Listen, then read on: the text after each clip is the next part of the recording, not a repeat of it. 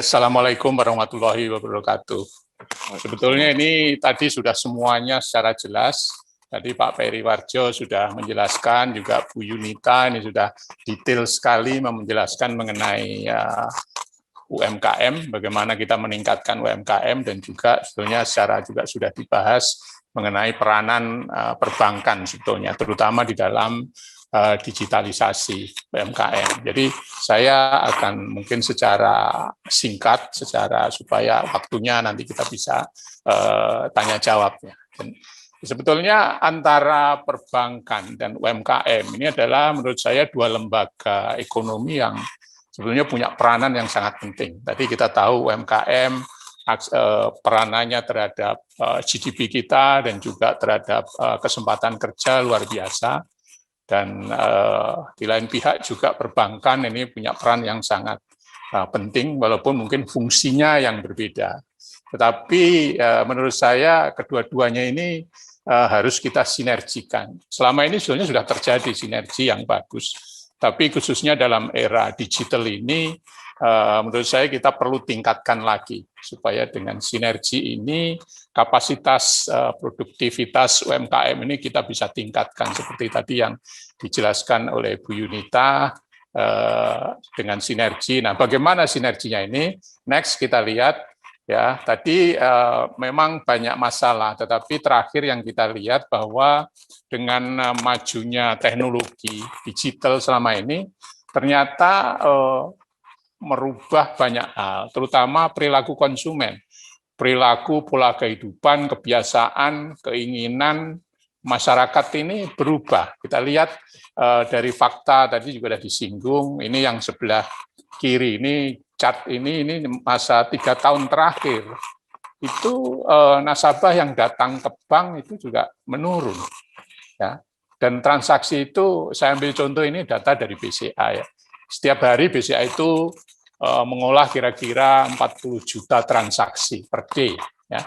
Dan ini sudah 2 kali lipat dibanding 3-4 tahun yang lalu. Ini luar biasa, transaksi yang dulunya transaksi itu pakai cash, sekarang banyak sekali yang berubah ke non-tunai. Nah ini karena teknologi digital.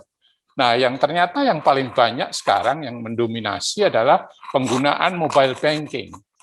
Penggunaan HP ini begitu luar biasa, ya. 3 tahun yang lalu mungkin transaksi BCA itu hanya belasan persen lah yang pakai mobile.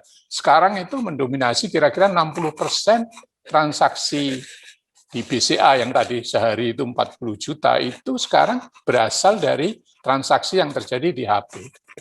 Ya, ada karena BCA mempunyai mobile banking, dan belakangan ini kita punya MyBCA, itu super apps yang baru kita launch beberapa bulan yang lalu, dan ini karena untuk semua dengan HP ini semua transaksi menjadi lebih mudah, lebih cepat, lebih gampang, lebih aman, ya, dan juga lebih murah karena kita HP nggak usah kemana-mana. Nah, dengan digital ini sebetulnya dengan perubahan pola kehidupan masyarakat, ini teknologi ini memang punya pedang bermata dua ya. Kalau UMKM atau semua perusahaan lah, kalau kita diam, ya kita yang namanya disrupsi itu terjadi. Karena kita pasti akan ditinggalkan oleh konsumen. Karena konsumen sekarang ini nggak mau dia datang. Kita lihat aja, apalagi dengan masa pandemi sekarang ini, mal-mal tutup, jadi toko-toko, pasar-pasar juga pasti omsetnya menurun. Karena semua orang sekarang banyak pakai HP aja, mau belanja, mau beli apa-apa. Nah, UMKM harus juga beradaptasi kalau kita tidak mau terdisrupsi. Ya. Nah, adaptasinya seperti apa? Ya, tentunya dengan digitalisasi. Tadi sudah Bu Yunita sudah mengemukakan dengan cukup detail ya, baik digitalisasi ini untuk menaikkan kualitas produk, untuk memperbaiki proses kerja yang supaya lebih baik, juga akses pasar, promosi juga yang lebih baik, dan utamanya semua tergantung dari SDM kita. SDM saya kira ini kuncinya, jadi SDM di UMKM harus betul-betul harus mengikuti kondisi yang sekarang, harus mau belajar mengenai digital, supaya kita bisa memperbaiki untuk meningkatkan kapasitas dari dan produktivitas dari UMKM. Oke, nah bagaimana peranan bank sekarang? Ini tadi Pak Periwarjo juga sudah menjelaskan, sudah cukup gamblang. Tadi ada 4 poin ya, itu yang dikemukakan, apakah itu pembuatan kelompok, mengenai akses pembiayaan, mengenai digitalisasi, dan juga bantuan teknis. Nah ini mungkin secara singkat bahwa dukungan bank, atau yang sebetulnya saya lebih cenderung menggunakan ini sinergi antara bank dan UMKM itu memang harus ditingkatkan. Ada 3 bidang ini yang menurut saya sangat penting. Pertama adalah mengenai layanan transaksi keuangan. Jadi ini kaitannya erat dengan digitalisasi. Nah, dengan layanan transaksi ini, baik itu pembayaran, terutama sistem pembayaran ya, dengan digitalisasi, contohnya di BCA kita itu membuat banyak sekali fitur-fitur baru, apps, terutama tadi di dalam mobile banking, sehingga semua transaksi itu menjadi lebih cepat, lebih aman, lebih mudah, dan lebih akurat. Dan pastinya juga lebih murah, karena kita anytime 24 jam berhari, kita bisa melakukan transaksi. Jadi komputer BCA itu nggak pernah mati. Kita melayani terus 24 jam. Yang kedua mengenai layanan pembiayaan, akses pembiayaan, dan yang ketiga tadi ini pembinaan. Tadi juga Pak Periwarjo sudah menyebut ini bahwa kita bantuan untuk terutama kelompok-kelompok UKM yang subsistence atau yang memang memerlukan bantuan untuk meningkatkan kapasitas UKM ini memang sangat diperlukan. Nah, kita coba lihat satu persatu. Next. Nah ini mengenai yang layanan transaksi. Ini tadi sudah banyak dibahas oleh Ibu Yunita ya. Dan transaksi ini sebetulnya memang intinya bahwa karena kebutuhan UMKM itu sebetulnya yang paling banyak itu adalah transaksi. Apapun UKM yang baru lahir pun dia perlu bertransaksi, dia perlu bayar ini, bayar itu, jual ini, jual itu, semua pakai transaksi. Nah, fasilitas ini sebetulnya perbankan sudah banyak. Kalau dulu semua kalau transaksi itu kan pakai cash. Nah, sekarang itu semua sebagian besar kita sudah beralih ke non tunai. Jadi BCA atau perbankan pada umumnya sekarang sudah beralih ya. Jadi kalau kita lihat di transaksi banking tadi, dari transaksi yang terjadi di cabang itu sekarang ini hanya ada sekitar di bawah 1%. Kalau di BCA itu hanya 0,7%. Yang dulunya katakanlah 10-15 tahun yang lalu itu hampir sebagian besar transaksi di cabang atau di ATM. Di ATM pun sekarang sudah tinggal kira-kira 13% transaksinya. Jadi yang 60% itu ada jadi hampir 80% itu ada di mobile banking maupun di internet banking. Ini adalah fasilitas-fasilitas juga ada mulai dari e-channel, kemudian kita dengan tadi juga disinggung mengenai QRIS. Ini terima kasih kepada Pak Peri dan Bank Indonesia yang selalu mendorong Bank BCA untuk bagaimana kita meningkatkan digitalisasi perbankan, dan terakhir mengenai QRIS ini betul-betul memang sangat powerful, dan ini kita akan coba inikan terus, dan kita permudah bagaimana kita supaya dapat EDC dan QRIS. Ada sebelah kanan itu ada kita sekarang membangun namanya merchant apps. Ini juga baru, belum ada sebulan yang lalu kita launch. Ini juga melalui mobile. Kalau kita mau pesen mau pasang edisi maupun QRIS, kita nggak usah telepon ke cabang, kita cukup dengan apps, nanti kita yang akan segera melakukan, kalau edisi kita akan kirim, dan juga QRIS kita akan install di sana.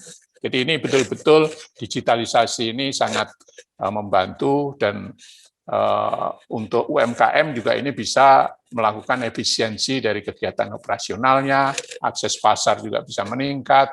juga promosi-promosi dilakukan, dan juga ada layanan-layanan lain, karena bank ini juga transaksi itu macam-macam, bukan hanya transaksi untuk ini saja, tetapi juga sekarang juga bank itu banyak melayani transaksi asuransi, bank assurance, maupun juga investasi. Investasi apakah itu mau beli reksadana, mau beli obligasi, dan sebagainya. Dan kita punya juga apps-nya, itu yang namanya Welma. Itu juga dengan hanya di tangan aja, dengan HP kita bisa melakukan transaksi dengan cepat, mudah, dan gampang sekali. Ya. Oke, tuh. Nah ini adalah contoh produk-produk atau fitur-fitur yang berhubungan dengan transaksi keuangan yang dilakukan BCA.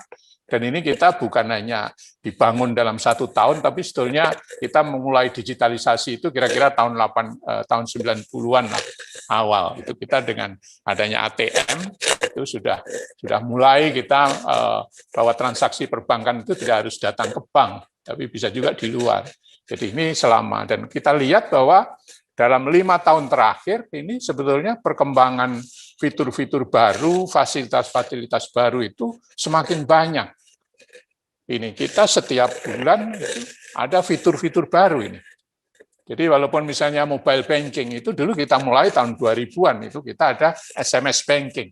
Dengan SMS banking mungkin kalau yang sekarang mungkin sudah nggak ingat lagi tuh, karena sudah ada yang lebih canggih. Tapi berkembang dari SMS banking, kemudian mobile banking, sekarang menjadi BCA Mobile, dan terakhir kita buka yang namanya super apps, itu My BCA. Makin lama ini makin memudahkan konsumen untuk bisa akses. Dan juga ini ada yang untuk UMKM itu juga beberapa terakhir ini merchant apps ini juga sangat gampang. Nanti kalau misalnya mau install, mau perlu EGC, mau perlu QRIS, itu kita dengan mudah secara online kita bisa lakukan dengan cepat. Gitu. Ya, ini saya akan cepat saja. Nah, yang kedua ini yang mungkin banyak ditunggu tadi juga mengenai layanan pembiayaan, akses pembiayaan. Ini tadi Bu Yunita sudah banyak bahas secara lebih detail ya mengenai layanan pembiayaan, dan layanan pembiayaan ini memang saya harus bicara jujur bahwa semua bank di Indonesia ini itu sebetulnya pendapatan utama atau revenue paling utama itu adalah bisnis kredit ini, dari kredit. Gitu.